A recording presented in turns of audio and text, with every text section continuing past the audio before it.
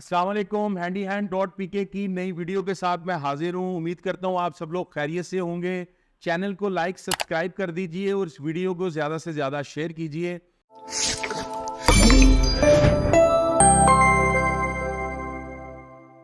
आज की वीडियो में हम बड़े अहम पॉइंट को डिस्कस करेंगे कि आपकी घर में जो पुरानी टाइल्स लगी हुई हैं उनके ऊपर ही आप नई टाइल्स लगा सकते हैं या नहीं लगा सकते, उसके क्या फ़ायदे हैं, क्या उसकी एहतियात है और क्या नुकसानात हैं। इस टॉपिक पे बात करेंगे।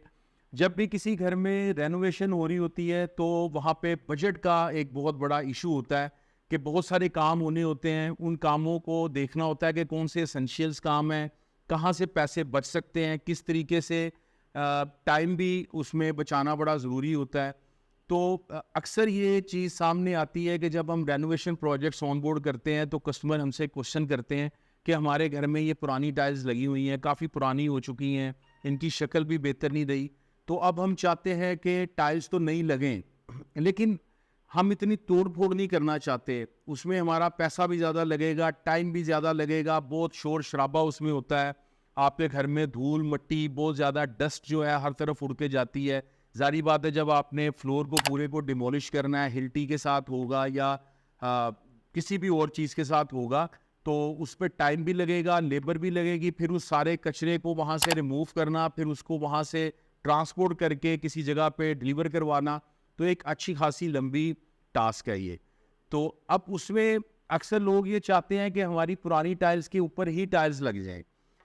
अब मैं आज की इस वीडियो के अंदर आपको बताऊंगा कि कैसे उसके ऊपर टाइल लग सकती है और उसके क्या फ़ायदे हैं लगाने के, और क्या चीज़ें आपने चेक करनी है कि वो अगर ओके हैं तो फिर आप वो टाइल बिल्कुल लगाएं, और अगर वो ओके नहीं है तो फिर आपको पुरानी टाइल्स को रिमूव ही करना पड़ेगा।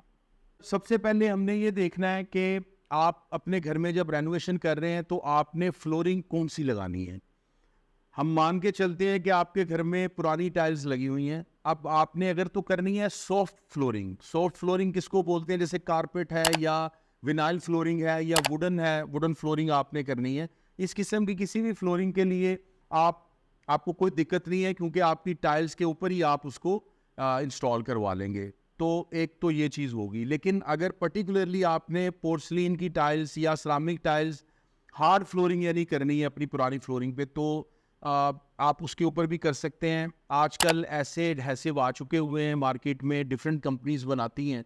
वो केमिकल बेस्ड एडहेसिव हैं जो ज़बरदस्त पकड़ करते हैं। पुराने फ्लोर के ऊपर आप उसको अप्लाई करते हैं और अपनी नई टाइल्स उसके ऊपर लगा देते हैं।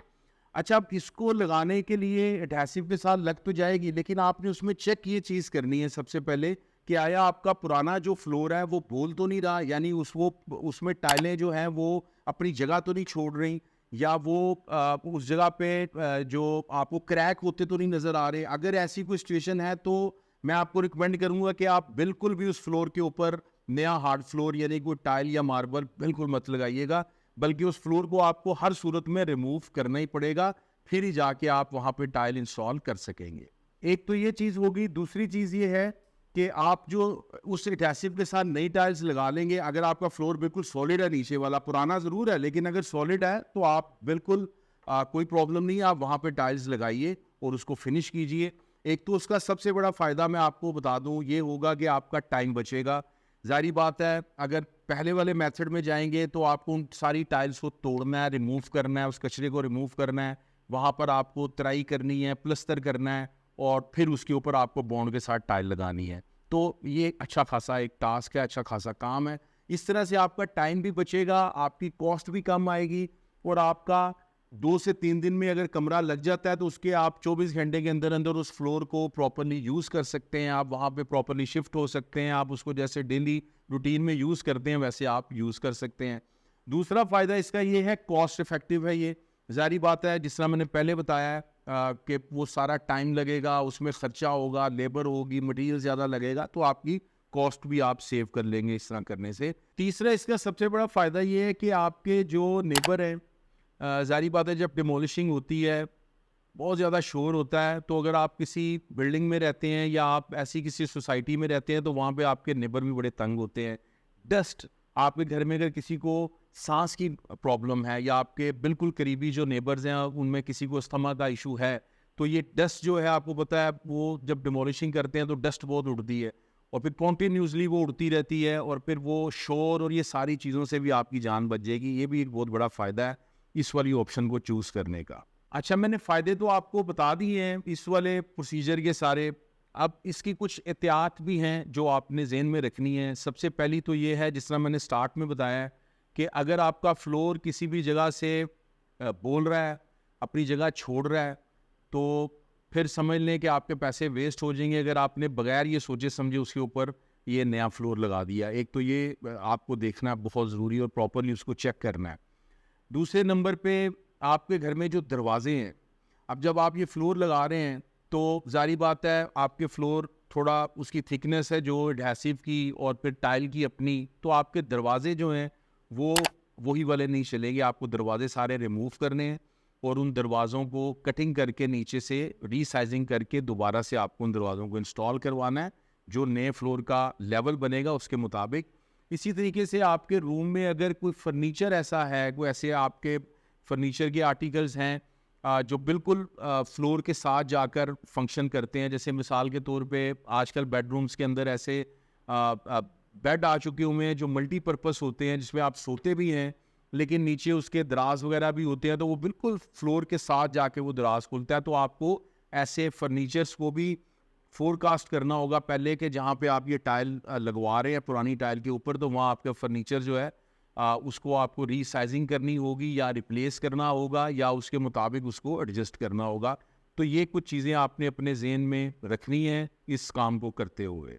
अच्छा, इसमें मैं एक चीज़ आपको बताता चलूँ कि टाइल वाली तो हमने डिस्कशन कर ली है कि आपके घर में पुरानी टाइल लगी हुई है। आप वो टाइल मतलब सिरामिक पोर्सलिन की भी हो सकती है। उसके अलावा पुराने घरों में आपको पता है चिप्स के फ्लोर लगते थे, तो चिप्स के भी पुराने घरों में जो फ्लोरिंग है उसको भी आपने इसी मेथड से चेक करना है। अगर आपकी चिप्स बोल रही है, अनइवन है और उसके क्रैक्स नज़र आ रहे हैं, तो फिर आपने उसको प्रॉपरली रिमूव करना है और उसके बाद जो है नए सिरे से प्रॉपरली वहाँ पे टाइल इंस्टॉल करनी है। लेकिन अगर आपकी चिप्स बिल्कुल ठीक है और आपने उसकी तसल्ली कर ली है किसी एक्सपर्ट को बुला करके ये किसी जगह से क्रैक नहीं है या ये बोल नहीं रही है, तो फिर आप इसी मेथड से, इसी एडहेसिव से, अच्छे किसी ब्रांड के केमिकल से आप ये जो मेथड मैंने बताया है इसको आप अप्लाई कर सकते हैं।